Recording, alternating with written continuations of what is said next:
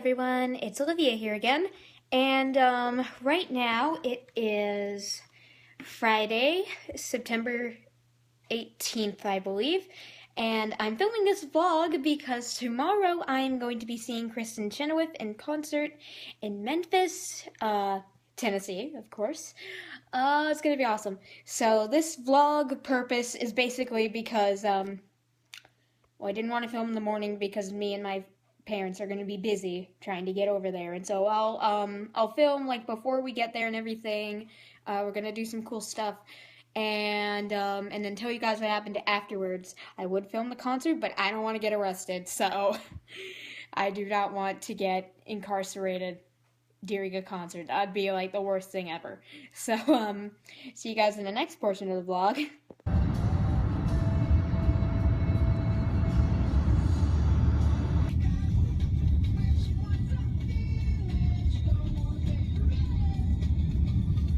To the balcony, and they'll seat you from there.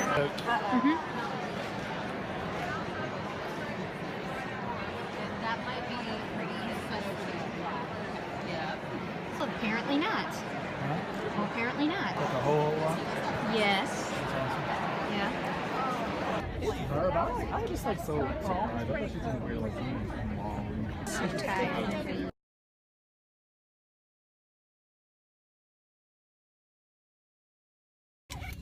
Yep, ready to go home. So, hey guys, it's Olivia here.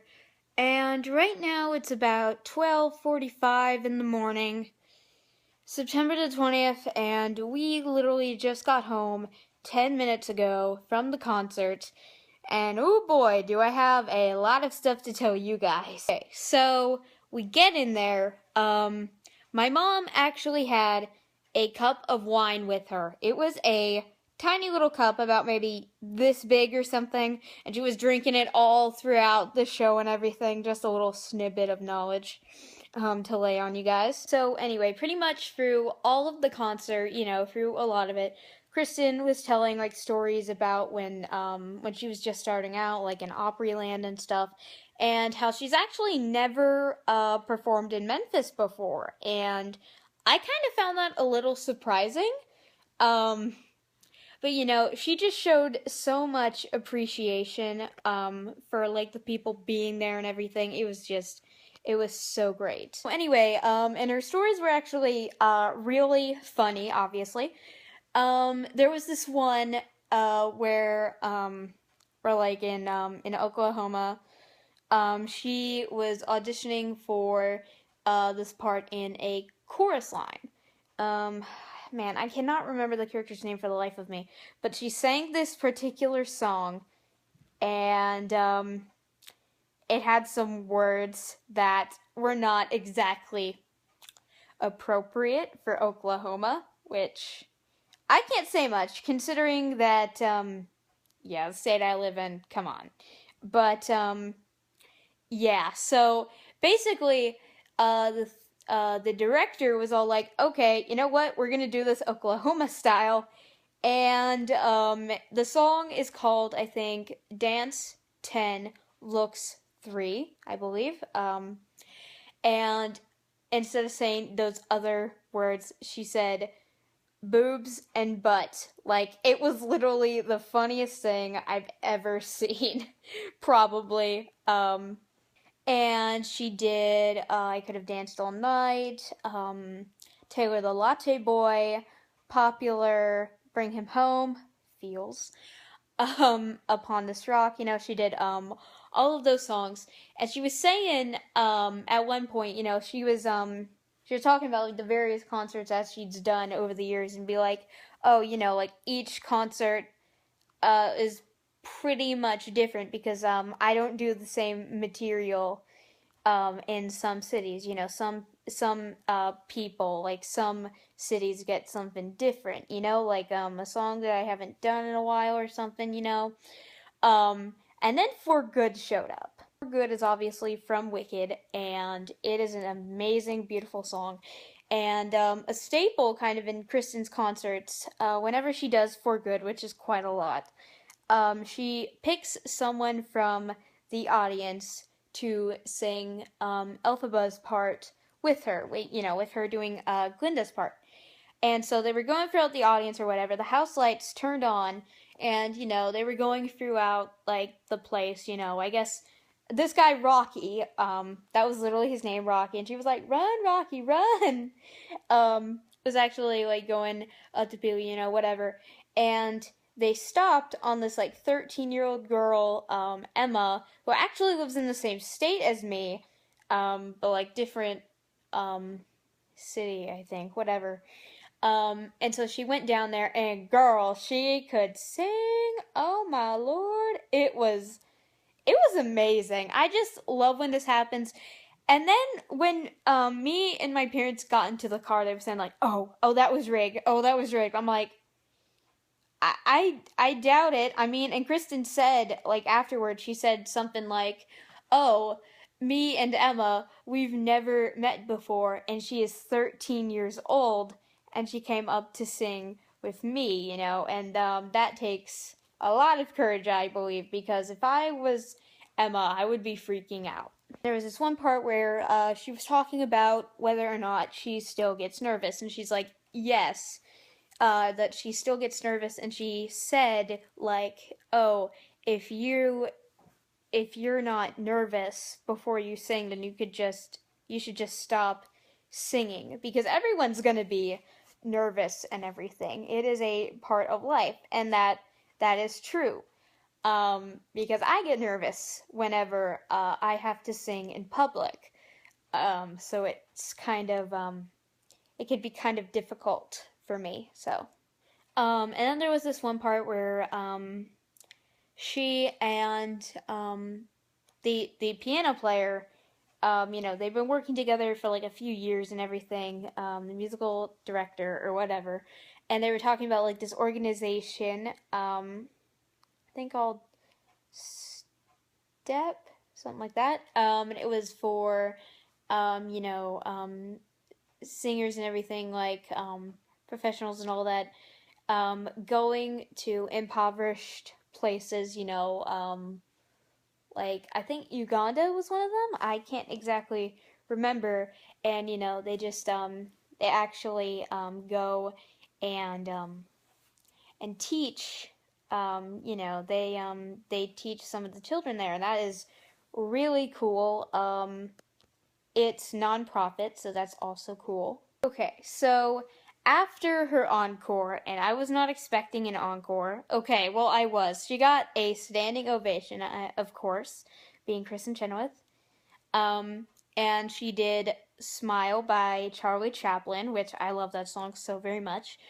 And my mom had just came back from the bathroom at some point, because she went to the bathroom, like, after the standing ovation started, and she came back, like, 2 minutes, 3 minutes, 5 minutes later, I don't know.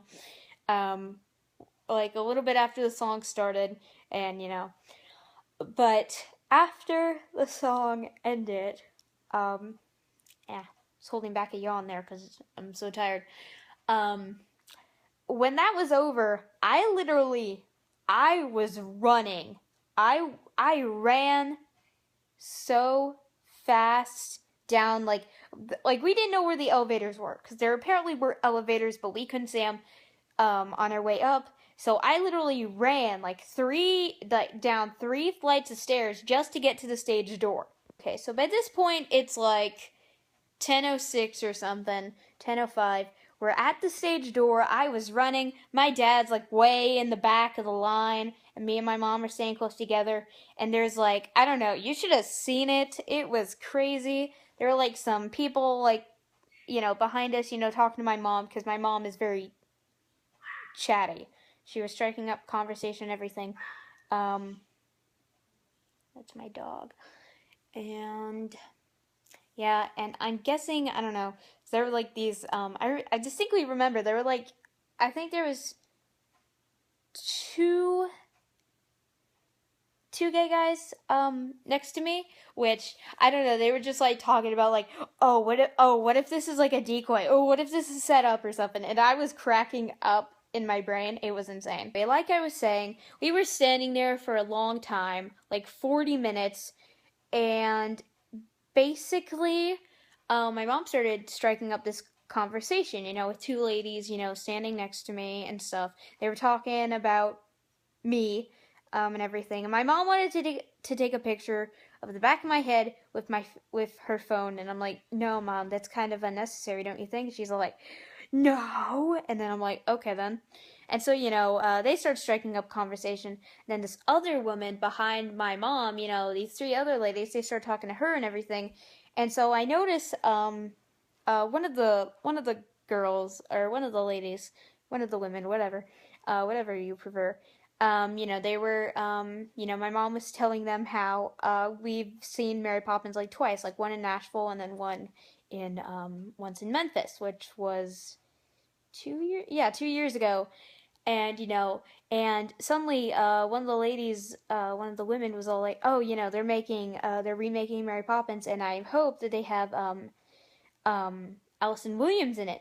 And my mom's like, yeah, I don't know who that is. And I instantly turned around and I was like, Allison Williams, you say? And I'd been standing, I was keeping my eyes firm on that door, and I was like, Allison Williams, you say? And then just like, oh, she is listening. Yes, I listen to things. Yeah, that was very awkward at first. But anyway, so we started talking about Allison Williams, and I said, I know her from NBC's Peter Pan Live. She's like, oh, how many times have you seen Peter Pan Live? And I'm like, ooh, 5 or 6 times. And she's like, I've seen it like 50 times. I have 5 copies of it on DVD. And we were talking about that and everything. And so apparently this girl is 22. She actually so anyway, my mom was showing her a picture of our Yorkie, Rachel, and she is really adorable, and oh my gosh. And so that was cool to meet someone with the same name as our dog and everything. And we find out that the girl actually has cerebral palsy. I don't think I pronounced that right at all, but that is something my cousin Chelsea has also, but she's in a wheelchair and Rachel was not, and they're actually like the same age, so that was kind of a coincidence. So anyway, so after, we were talking for, a few more minutes, everyone was wondering where Kristen was, everyone was wondering this from the beginning, people were coming out, and there was, some of the musicians were coming out of the stage door, and they were going into this little town car and everything, and everyone was thinking, oh, is the town car a hoax? Oh, is the town car a hoax? Oh, is this a diversion or something?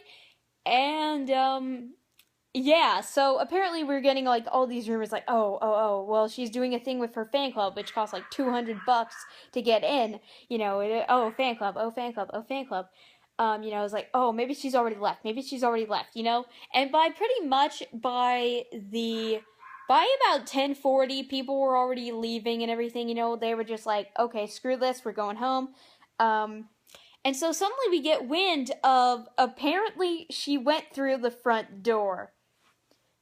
So apparently we get the news that she went through the front door, supposedly. And we're thinking for a second, I was thinking, wait a second, if she went through the front door, then we probably would have heard something. I mean, yeah, the stage door and the front door are pretty far away from each other. I mean, not far away, but like a medium distance between them. So we probably would have heard something, because those doors are heavy and they make a loud sound. So anyway, we're all standing there. We were so confused, We were hearing all these rumors, and then people started to leave, and then, I was saying, I stomped my foot, and I was like, no, we are staying here. We are camping out. I got like 90 or 79% on my phone, because I was vlogging some of the time and everything. So, I was ready to stay there, like, all night. Yeah, that didn't end up happening. I had my phone out, ready to take a photo with her and everything. Like, everyone was all ready, and there was a girl in a wheelchair in the line, and I felt so bad for, like, everyone me and everyone else not being able to see her. But I realized something. I realized that, like, I mean, it doesn't, it would have been great to have met her, but really, it does make sense. I mean, think about it. I mean, the woman probably has bodyguards with her. It kind of goes with her because she's a very small person, even with heels on. And so, like I was saying, it would have been fantastic to meet her. And heck, maybe one day I will if she ever comes to Memphis again. But, it was late at night or something, and, so everyone had to go home eventually. So anyway, let me just take my earbud out. So anyway, so I heard like everyone be like, "Oh, we should have all split up. I told you guys that we should have split up, like all three of us should have split up." And I was kind of thinking in that mindset too, I mean, I wasn't angry. Was I a little disappointed? Yes. Was I angry? Not really. I mean, to be honest, it makes a whole lot of sense. So, to create a diversion. I mean, it probably wasn't Kristen's idea. It was probably like bodyguards, I'm guessing, Okay then. So we were walking back to our car and everything, and I said to my parents, "Okay guys, next time, we need to have a strategy. One of us needs to guard the door with like, we need to like guard the door and everything." So anyway, so after that, we got in our car and we drove home, which I was just listening to my Doctor Who audiobook, The Stone Rose, on the way home. It's so great. I love that so much. Okay, sorry, I was stifling a yawn there. And if you haven't already guessed, I wasn't able to watch the new episode of Doctor Who, which is The Magician's Apprentice, which aired it aired like hours ago. It aired at like the same time the concert was starting. But I'll watch it in the morning. By the time I upload this, which will probably be sometime in the future, by the time I'm uploading this, obviously, I will have already watched it, and we'll probably have a review, of it in editing, probably at the time. So yeah, guys, that was my first concert experience. Was it fantastic? Yes. Did I meet her? No. But, I mean, maybe I will next time. Who knows? Just need someone to guard the door. I need my own bodyguards so that way I can guard the door. So that way they can guard the door and just be on the lookout. So anyway, see you guys in my next video. Bye!